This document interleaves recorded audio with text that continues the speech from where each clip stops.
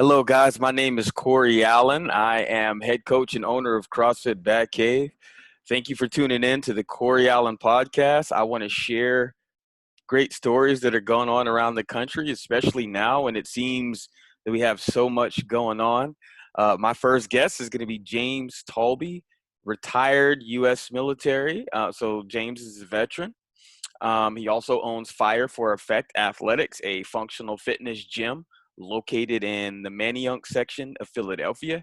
James loves his strongman stuff, and he actually has a cool perspective on some of the things that he uses to keep people fit. James really cares about his community. He has a really diverse community down there in Philadelphia. I met James a couple years back when his gym held what was formerly a CrossFit strongman program. And that course has since been removed. But I was able to meet Rob Orlando actually at that seminar, and Dominic Fortino as well. But it was held at James' gym, and James welcomed me in. We've been essentially brothers ever since, and we're in contact several times during the week, and we have these awesome, beautiful conversations, and I wanted to share that with you guys. So this is episode 1, part 1 of 4. So hopefully you guys will like and subscribe and keep tuning in, and I'll try to get as good quality content as I can for you guys and share some awesome stories in the functional fitness / CrossFit community going on out there. Thank you for tuning in. James, What's up, big guy? what's going on, brother? Oh, just trying to save the world. Can the world be saved? I don't decide that. Everybody else does.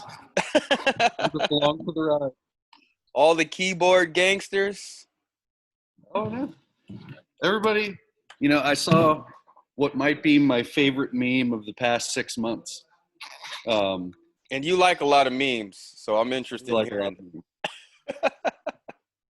It said, and I mean, this is only one example. You could put it in everything from everything to what we do for a living, but it said, it was like a little animated character of like an old school, like police officer, like on a cartoon from years ago. Yeah. And it said, if I was a cop, by everyone on the internet. Now that is hilarious. It is. All right, ladies and gentlemen, we are here with my guy, my brother, my friend, James Taulbee. James, How you doing, brother? tell me a little bit about what you do, man. Where are you right now? What I do? Yeah. Okay, I was about to say this thing that I do. Yeah. So I am the owner of Fire for Effect Athletics in Philadelphia, Pennsylvania, and there's a lot of things that would be recognizable if anyone was to walk into my gym. There would be even more things that aren't recognizable for people that walked into my gym. I think the average CrossFitter would walk in here and go, "Oh, this is a CrossFit." And in regards to the textbook definition, high intensity, constantly varied functional movements, you would be absolutely correct. But the non-commonalities start to fall in with what we do, what we focus our methodology around, rather. In that kind of the norm, as you know, with most CrossFits out there, is they formulate everything around Olympic weightlifting. We don't do that. We're kind of the antithesis of that, in that we focus everything around the sports of strongman and powerlifting. So yes, we work with barbells. Yes, we work with bumper plates and all the accoutrement people are used to. But I also have kegs. I have Atlas stones. I have a fire hydrant. I have circus dumbbells, and the list just goes on. Anytime I find something heavy and odd and weird, I bring it, as long as it's safe, I bring it into my gym. We can question Because what safe actually means, right? Yeah, indeed. You got to accept some risk. You just have to. Probably the center of what this gym is, for me anyway, is that we're a place for everyone as long as you're a good person. in that I've seen a lot of gyms, and it breaks my heart to say this for the record, kind of eat themselves from the inside out via just a few bad eggs. You know what I mean? Just clicks form, and there's a certain attitude that comes along, sadly, with a lot of people who are more competition minded. And by the way, I'm not questioning their humanity. Bless their hearts. They can. There's plenty of places you can train, but I want this to be the place where everyone is comfortable, no one is judged, everyone helps each other, and the center of what we do is being a veteran-owned establishment. We have a big focus on the veteran community. From my own personal experience, physical fitness is a great way to kind of help reintegrate veterans back into a little bit of normalcy. And just to kind of piggyback off what you said about your gym kind of being welcoming to everyone, I met you in your gym. You did? You were hosting at the time, CrossFit Strongman seminar with Rob Orlando. And Yep. you managed to get on that staff just as they were making that weird change of disassembling all of the different courses that CrossFit used to offer. Yep.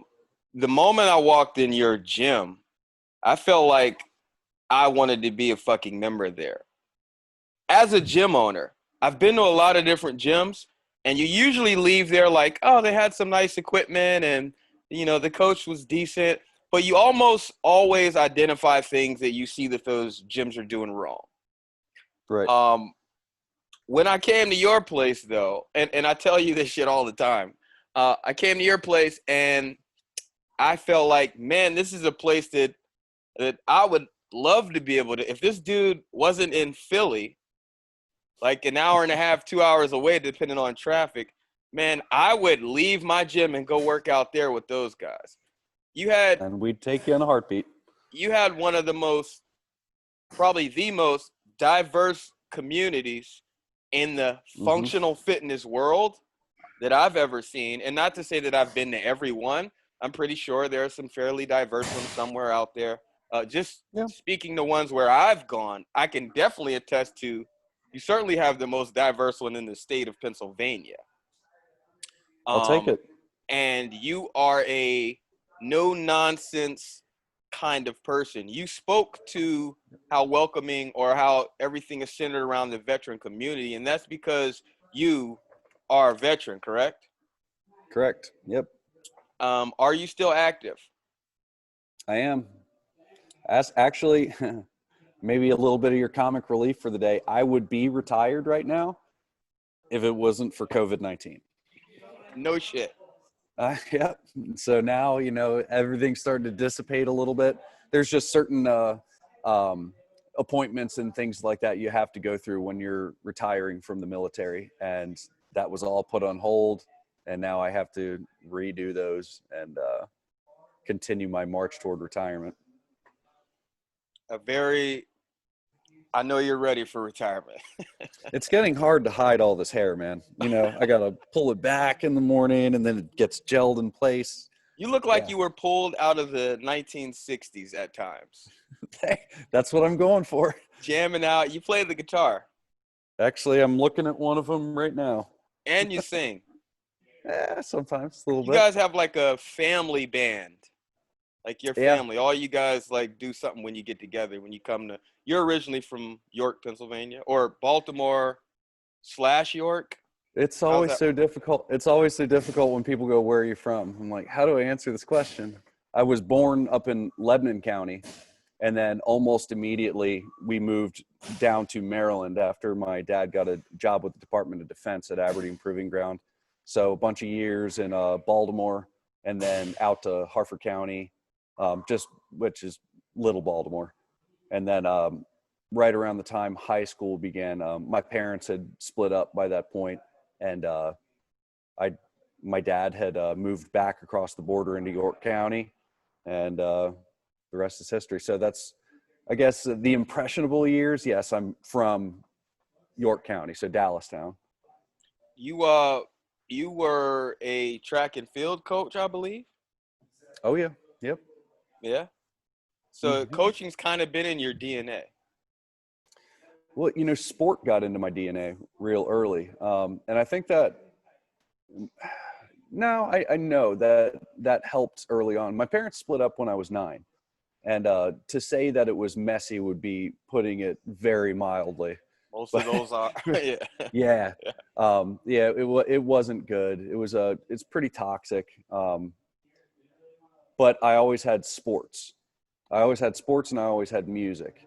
Um, so even just playing like little league baseball and stuff like that when I was a kid, and pee wee football, and then later on, track and field in high school. I had I had no intention of doing that. Somebody actually, a coach, like solicited me to come try out, and I ended up really liking it. But um, you know, football, wrestling, track. I also did. I don't even think you know about this, but in high school, I actually did drama too. So I I did did. not know that.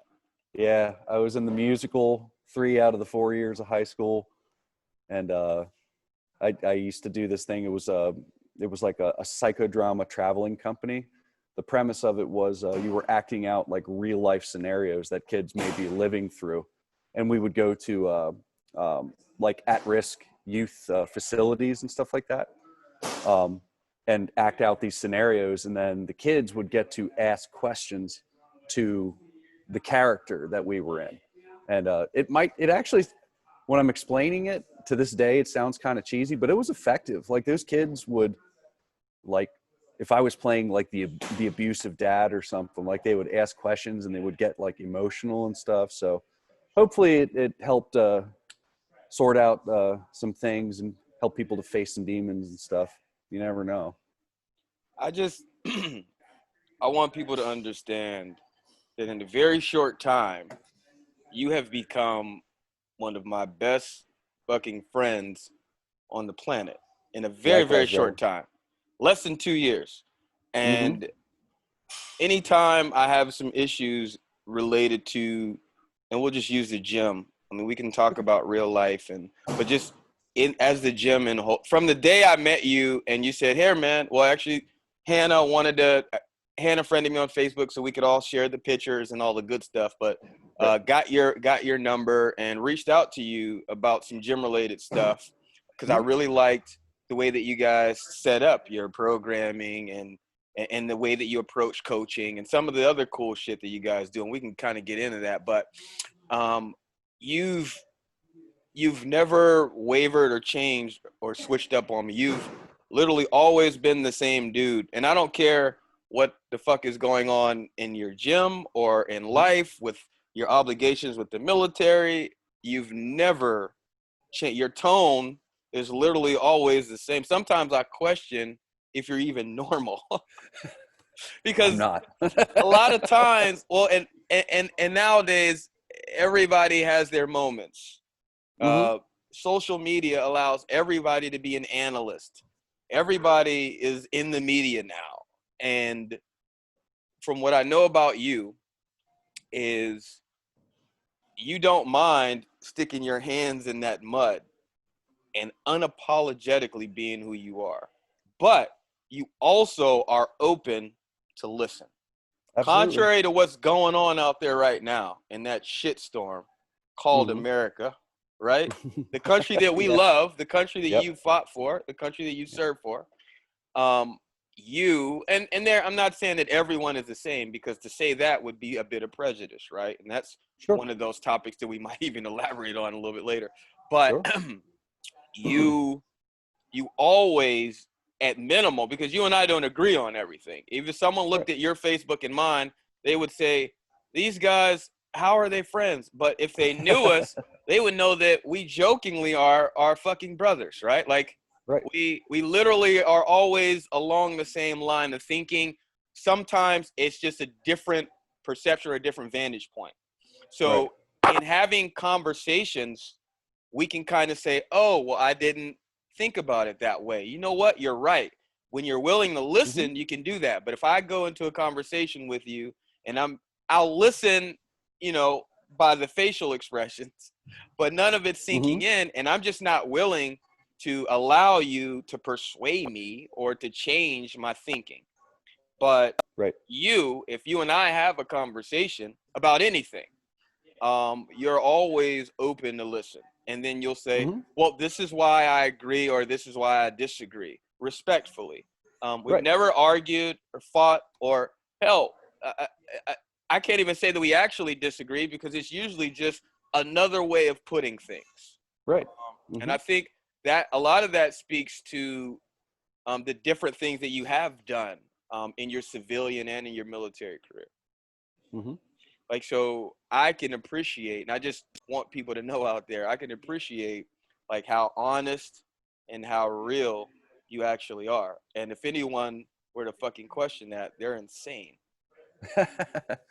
Well, I really appreciate that. There's I like to think of myself as a pretty humble guy. There's not many things in the world that I would like hold myself up and say, hey, I'm really good at this thing, because that's just not how I roll. But the one thing I do like to, think of myself as having a good capability of maintaining is objectivity. And I realize that it's scary for a lot of people to remain objective and to keep their eyes open and their ears open and their hearts open, because people they make these hard opinions about things and they really dig their heels in, and like just defend that because they don't want to be wrong. It takes bravery to be able to look in the mirror and go, I was wrong, or my rounds were falling a little bit short on my way of thinking about this, and now I'm gaining a better understanding of this. I'll give you an example, and this is a big example, but I used to be pro death penalty. I never really gave it much thought. It was just kind of one of those things that you grow up and, you hear about these stories of these bad people that do evil things, and, and sometimes you get the death penalty and you're just kind of default to, good, kill them. They murdered a whole family in their sleep, and I'm just picking something out of the air. And that's heinous. I think we can all agree on that part. Yeah. But,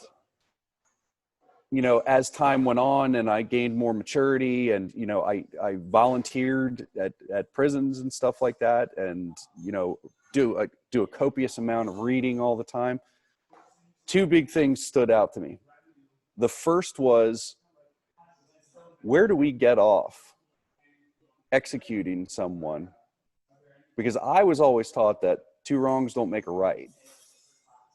So maybe that's simplistic, but I can still hear my grandparents saying, two wrongs don't make a right.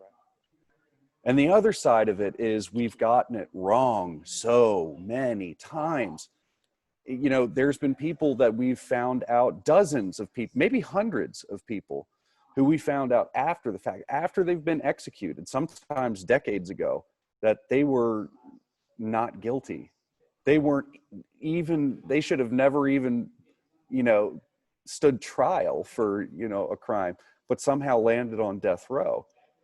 And even for the record, even if we had gotten it wrong one time, that would have been enough for me to go, no, we can't put life, on the table as a consequence of a crime, because we've gotten it wrong too many times. And like I said, that's a big thing, but the point is, my mind changed on that.